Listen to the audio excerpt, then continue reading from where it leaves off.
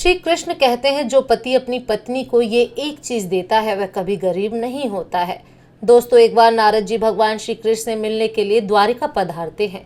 नारद जी को देखकर भगवान श्री कृष्ण कहते हैं, हे देवर्षि, द्वारिका में आपका स्वागत है। आज किस प्रयोजन से द्वारिका में आपका आगमन हुआ है? तब नारद जी कहते हैं, हे प्रभु, आप सब कुछ जानते हैं, फिर भी पूछ रहे हैं। फिर भी आप आज्ञा दें तो आपसे कुछ पूछने की चेष्टा करता हूँ। तब भगवान श्री कृष्ण नारद से कहते हैं, जो भी प्रश्न है आप निसंकोच होकर पूछो। फिर नारद जी कहते हैं, हे प्रभु, एक स्त्री पुरुष से सबसे अधिक किस चीज की इच्छा रखती है?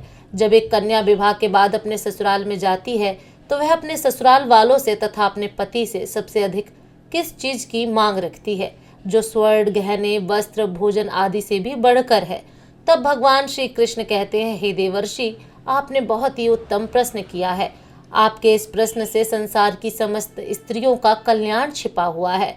आपके इस अत्यंत महत्वपूर्ण प्रश्न का उत्तर देवी नंदा की कथा में छिपा हुआ है। फिर देवर्षि कहते हैं, हे प्रभु, यह देवी नंदा कौन थी? उनका आचार विचार कैसा था? मैं देवी नंदा के विषय में जानने के लिए उत्सुक हूँ। कृपया करके आप मुझे देवी नंदा का वृतांत सुनाने की कृपा करें। तब भगवान श्री कृष्ण कहते हैं, हे देवर्षि, देवी नंदा गुणवान, मनोकामना को पूर्ण करने वाली गाय थी। केवल नंदा का नाम अपने मुख से लेने मात्र से ही पापों का नाश होता है। देवी नंदा की यह महान कथा सुनने मात्र से ही मनुष्य के समस्त दुखों का नाश होता है और उसे सुख समृद्धि प्राप्त होती है। देवी नंदा महान, पुण्यवान तथा समस्त मनोरथ को पूर्ण करने वाली साक्षात देवी हैं।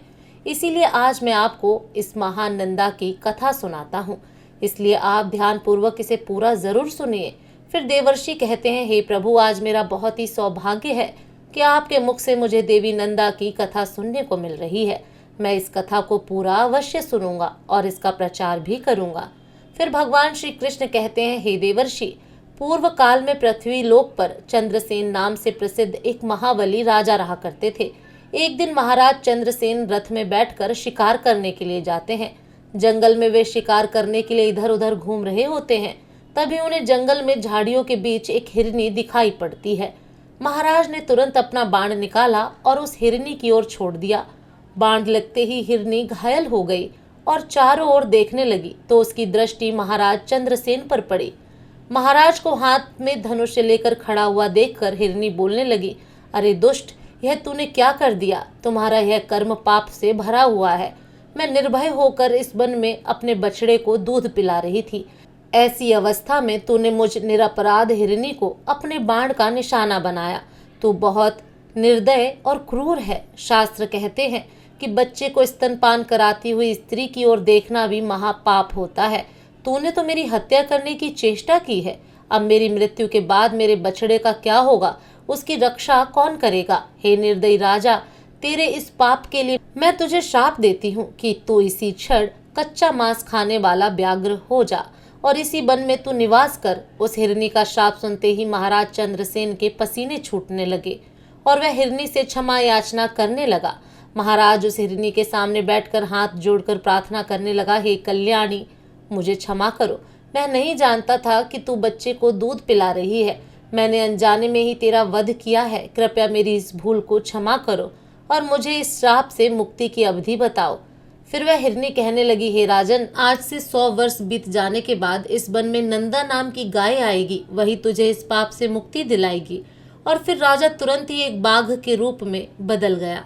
उस बाघ का आकार बहुत ही बड़ा और घोर भयानक था। वह बाघ उसी वन में काल के वशीभूत रहते हुए मृगों को, अन्य चौपाइयों को तथा मनुष्यों को भी मारकर खाने लगा। वह बाघ स्वयं की निंदा करते हुए कहता था, हाय, अब मैं फिर से कब मनुष्य शरीर धारण करूंगा। इस बाघ की योनि में रहकर मेरे द्वारा पुण्य नहीं हो सकते। एकमात्र हिंसा ही मेरी वृत्ति है। इसके द्वारा तो मुझे सदा दुख ही प्राप्त होंगे। इस प्रकार से कैसे मैं इस पाप से मुक्त हो पाऊंगा? जब उस वन में रहते हुए 100 वर्ष बीत गए, तब एक दिन वहां पर गायों का एक बहुत बड़ा झुंड उपस्थित हुआ। उस वन में घास और जल की विशेष सुविधा थी। उसी कारण से गाय वहां पर चरने के लिए आई थीं। उस गायों के झुंड में एक बहुत ही सुंदर तथा संतुष्ट रहने वाली गाय थी। उसका नाम था नंदा। वही उस झुंड की प्रधान थी तथा सबसे आगे निर्भय होकर वह चला करती थी। एक दिन वह अपने झुंड से बिछड़कर चरते चरते उस बाघ के सामने पहुंच गई। बाघ उस गाय को देखते ही खड़ा हो गया और उसके पास जाकर कहने लगा, हे गाय, आज विधाता ने तुझे मेरा ग्रास नियत किया है, क्योंकि तू स्वयं यहाँ चलकर आई है। उस बाघ के रोंगटे खड़े कर देने वाले निष्ठुर वचन सुनकर उस गाय को अपने बछड़े की याद आने लगी। उसका गला भर आया और वह रोते हुए अपने बछड़े के लिए हुंकार करने लगी। उस गाय को रोता हुआ देखकर वह बाघ बोला, अरे गाय, क्यों रोती हो? इस संसार में सभी प्राणी अपने कर्मों का फल ही भोगते हैं, तो खुद मेरे पास चलकर आई है। इससे जान पड़ता है कि तेरी मृत्यु आज ही लिखी हुई है, फिर तू व्यर्थ ही शोक क्यों कर रही है? अच्छा, तू बता तो किस लिए रो रही है? उस बाघ की बात सुनकर नंदा ने कहा, हे बाघ, तुम्हें नमस्कार है मेरा, सारा अपराध क्षमा करो। मैं जानती हूँ कि तुम्हारे पास आए प्राणी की रक्षा असंभव है, अतः मैं अपने जीवन के लिए शोक नहीं कर रही हूँ। मेरी मृत्यु तो एक न एक दिन होगी, किंतु हे बाघ, मैंने अभी कुछ ही समय पहले एक बछड़े को जन्म दिया है। यह मेरा पहला बछड़ा होने के कारण वह मुझे बहुत प्रिय है। मेरा बछड़ा अभी दूध पीकर ही जीवन चलाता है, घास तो वह खा नहीं सकता। इस समय वह घर में बंधा हुआ है और भूख से पीड़ित मेरी राह देख रहा है। उसी के कारण मुझे शोक हो रहा है। मेरे ना होने पर मेरा बछड़ा कैसे जीवन चलाएगा? मैं पुत्र स्नेह के वशीभूत हूँ और उसे दूध पिलाना चाहती हूँ। मुझे थोड़ी देर के लिए जाने दो, मैं अपने बछड़े को दूध पिलाकर प्यार से उसका मस्तक चाटूं और उसे कुछ उपदेश देकर अपनी सहेलियों से उसकी रक्षा करने का वचन लेकर तुम्हारे पास लौट आऊंगी। उसके बाद तुम इच्छा अनुसार मुझे खा लेना। यदि मैं फिर से लौट कर नहीं आई तो मुझे वहीं पाप लगेगा, जो माता पिता का वध करने से लगता है, जो सोते हुए प्राणी को मारता है, जो एक बार अपनी कन्या का दान करके फिर उसे दूसरे को देना चाहता है। उन्हें जो पाप लगता है वही पाप मुझे लगेगा। इस पाप के भय से मैं पुनः लौट कर आऊंगी।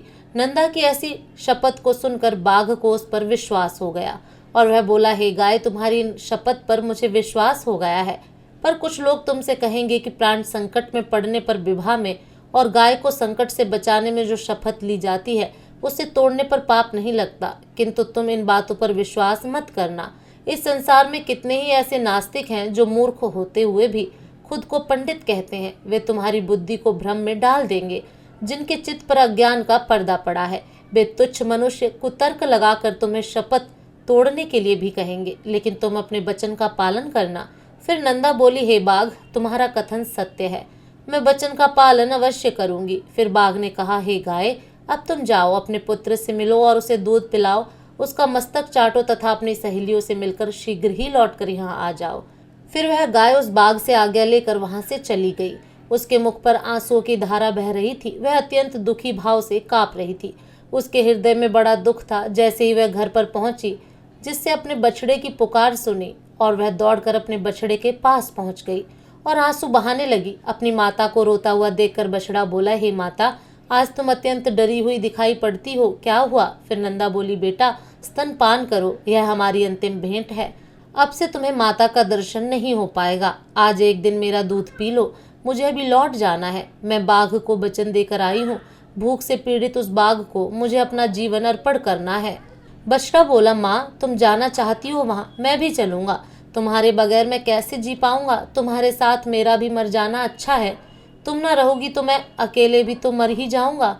यदि बाघ तुम्हारे साथ मुझे भी मार डालेगा तो निश्चय ही मुझको उत्तम गति मिलेगी, जो मार्त भक्त पुत्र को मिलती है। अतः तुम्हारे साथ अवश्य चलूंगा। माता से बिछड़े हुए बालक का जीवन बहुत दुष्कर होता है। दूध पीने वाले बालक के लिए माता के समान संसार में दूसरा कोई नहीं है। माता के समान रक्षक, माता के समान आश्रय, माता के समान स्नेह, माता के समान सुख तथा माता के समान देवता इस लोक में तो क्या परलोक में भी नहीं है। फिर नंदा ने कहा, बेटा, मेरी मृत्यु नियत है, तुम वहां मत आना। जिसकी मृत्यु नियत है केवल उसी की ही होती है। तुम्हारे लिए मेरा यह अंतिम संदेश है, मेरे वचनों का पालन करते रहो, यही मेरी अंतिम इच्छा है। जल के समीप अथवा वन में घूमते समय कभी प्रमाद न करना। प्रमाद करने से सभी प्राणी नष्ट हो जाते हैं। लोभ करके ऐसी घास को चरने के लिए कभी मत जाना जो किसी दुर्गम स्थान में उगी हो, क्योंकि लोभ करने से सर्वनाश हो जाता है। लोभ के कारण विद्वान पुरुष भी भयंकर पाप कर बैठते हैं। और हर किसी पर विश्वास भी मत करना। लोभ, प्रमाद और हर एक पर विश्वास करना, इन तीन कारणों से प्राणी का नाश होता है। इन 3 दोषों का परित्याग करना चाहिए। बेटा, जिसने एक बार विश्वास तोड़ दिया हो उस पर कभी विश्वास नहीं करना चाहिए, और जिस पर अधिक भरोसा हो उस पर भी आंख बंद करके विश्वास नहीं करना चाहिए, क्योंकि दूसरों पर विश्वास करने से भय उत्पन्न होता है और विश्वास करने वाला ही नष्ट हो जाता है। दूसरों का तो क्या, अपने शरीर का भी विश्वास नहीं करना चाहिए। यह कब साथ छोड़ जाए इसका भी कोई भरोसा नहीं है। तुम धर्म का चिंतन करो। मेरी मृत्यु से तुम्हें घबराना नहीं चाहिए, क्योंकि एक न एक दिन सभी की मृत्यु होनी ही है। बेटा, तुम शोक छोड़कर मेरे वचनों का पालन करो। इतना कहकर नंदा अपने पुत्र का मस्तक चाटने लगी और अत्यंत शोकाकुल होकर रोने लगी। फिर वह अपने पुत्र को निहारते हुए अपनी सहेलियों के पास चली गई और अपनी सहेलियों को सारी हकीकत बता दी। नंदा कहने लगी, हे सखियों, मैंने जाने अनजाने में यदि तुमसे कोई भी अप्रिय बात कह दी हो अथवा कोई अपराध किया हो तो उसके लिए तुम मुझे क्षमा कर देना। मेरे जाने के बाद मेरे बालक पर सदा क्षमा भाव रखना। मेरा बछड़ा दीन, अनाथ और व्याकुल है, उसकी तुम रक्षा करना। मैं तुम्हें उसे सौंप रही हूँ। अपने पुत्र की भांति इसका पोषण करना। नंदा की बात सुनकर उसकी सखियों को बड़ा दुख हुआ। सभी सखियां आश्चर्य में पड़कर बोलीं, बड़े आश्चर्य की बात है। बाघ के कहने से सत्यवादी नंदा फिर से उस भयंकर बाघ के पास जाना चाहती है। स्वयं के प्राण बचाने के लिए शपथ और सत्य का त्याग करना चाहिए और शत्रु को धोखा देना चाहिए। सखियां बोलीं, हे नंदा, अपने बछड़े को छोड़कर तुम वहां पर मत जाओ।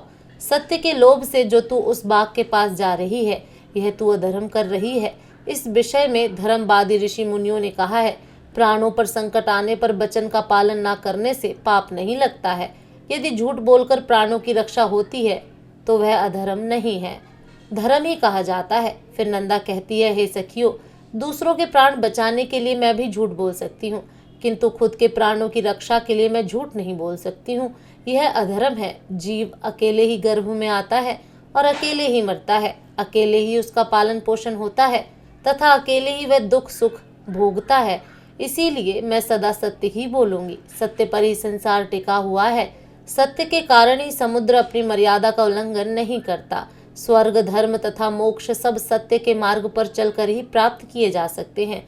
जो अपना वचन तोड़ता है वह अपने सभी पुण्य कर्मों को नष्ट कर डालता है। सत्य ही अगाध जल से भरा हुआ तीर्थ है। जो उस तीर्थ में स्नान करता है वह सब पापों से मुक्त होकर परम गति को प्राप्त करता है। 1000 अश्वमेघ यज्ञ और सत्य वचन, यह दोनों अगर तराजू पर रखे जाएं तो सत्य का पलड़ा भारी होगा। सत्य ही उत्तम तप है। सत्य ही उत्कृष्ट शास्त्र ज्ञान है।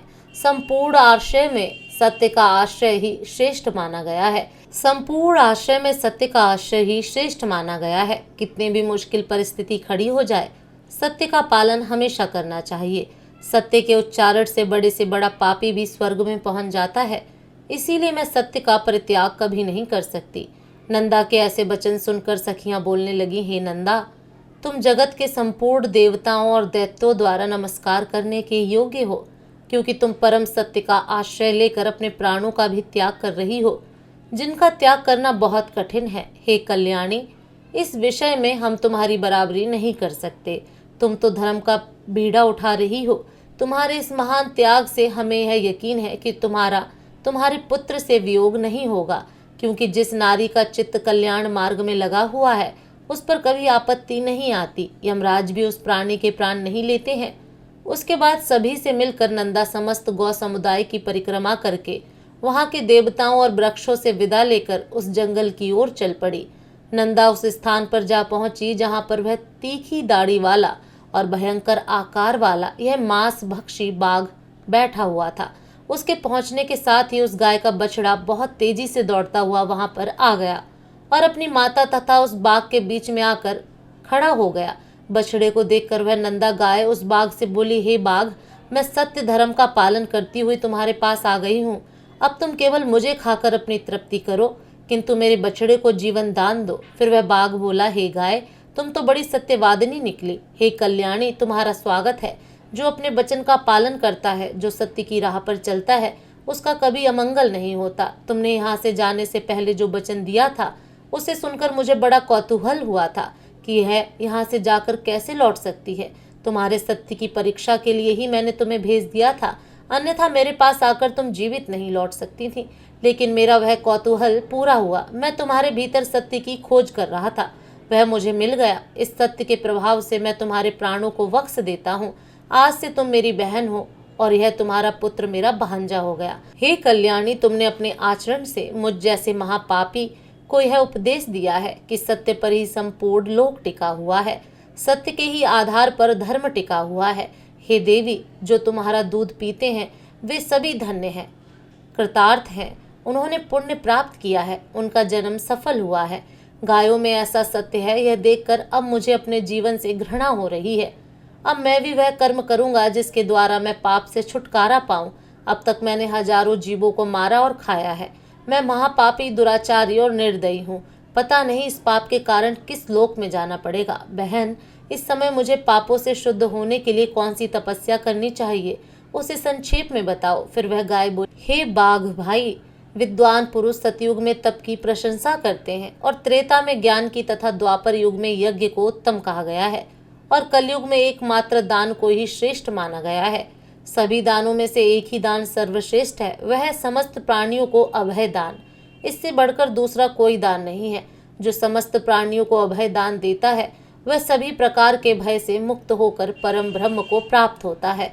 अहिंसा के समान ना कोई दान है और ना कोई तपस्या है। जिस प्रकार से हाथी के पैर के चिन्हों में सभी प्राणियों के पैर के चिन्ह समा जाते हैं, उसी प्रकार से अहिंसा के द्वारा सभी धर्म प्राप्त हो जाते हैं। पुरुष को अपनी पत्नी की सदैव रक्षा करनी चाहिए। जो पुरुष अपनी पत्नी को अभय दान देता है उसकी पत्नी 7 जन्मों के लिए उसी की हो जाती है। शरण में आई हुई स्त्री को अभय दान देना चाहिए। जिस पुरुष से किसी भी स्त्री को भय नहीं लगता वह पुरुष तीनों लोकों में कीर्ति प्राप्त करता है। जो कभी किसी स्त्री के साथ हिंसा नहीं करता, जो सदैव स्त्रियों की रक्षा करने में तत्पर रहता है, उसे विष्णु लोक की प्राप्ति होती है। स्त्री का वध करने वाले को कुंभीपाक नरक में डाला जाता है। इसीलिए पुरुष का यह कर्तव्य होता है कि वह अपनी पत्नी की रक्षा करे, उसे अभय दान दे।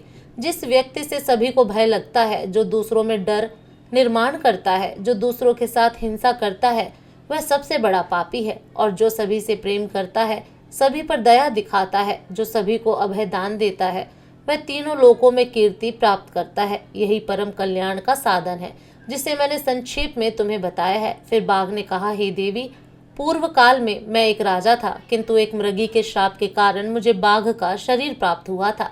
तब से मैं निरंतर प्राणियों का वध कर रहा था, जिस कारण से मैं सारी बातें भूल गया था। इस समय तुम्हारे संपर्क से और उपदेश से मुझे फिर से सब कुछ स्मरण हो गया है। हे देवी, अब मैं तुमसे एक प्रश्न पूछता हूँ, तुम्हारा नाम क्या है? तब वह गाय बोली, मेरे स्वामी का नाम नंद है और उन्होंने ही मेरा नाम नंदा रख दिया है। फिर जैसे ही नंदा का नाम कान पर पड़ा, राजा चंद्रसेन श्राप से मुक्त हो गए और बाघ का रूप छोड़कर फिर से अपने पूर्व स्वरूप में लौटकर आ गए। फिर उसी क्षण नंदा का दर्शन करने के लिए साक्षात धर्मराज उस स्थान पर आ गए और बोलने लगे, हे नंदा, मैं धर्म हूँ, तुम्हारी सत्यवाणी से आकर्षित होकर यहाँ आया हूँ। तुम मुझसे कोई श्रेष्ठ वर मांग लो। धर्म का वचन सुनकर नंदा ने यह वर मांगा, हे धर्मराज, आपकी कृपा से मैं अपने पुत्र सहित उत्तम पद को प्राप्त हो जाऊं। इस स्थान पर मौजूद जो सरस्वती नदी है वह मेरे ही नाम से प्रसिद्ध हो और इसका नाम नंदा पड़ जाए। यह स्थान पर धर्म प्रदान करने वाला शुभ तीर्थ बन जाए। इस प्रकार से वर मांगने पर धर्मराज ने तथास्तु कहकर वहां से अदृश्य हो गए और नंदा अपने बछड़े के साथ उत्तम लोक को चली गई। तो दोस्तों, इस प्रकार से इस कथा के माध्यम से हमें पता चलता है कि सबसे बड़ा दान अभय दान है। कभी भी अपने माता पिता, पत्नी, मित्र आदि के साथ हिंसा ना करें, सभी से प्रेम करें और संसार के सभी प्राणियों को अभय दान प्रदान करें। मैं आशा करती हूँ कि आपको यह कथा पसंद आई होगी। राधे राधे, जय श्री कृष्णा।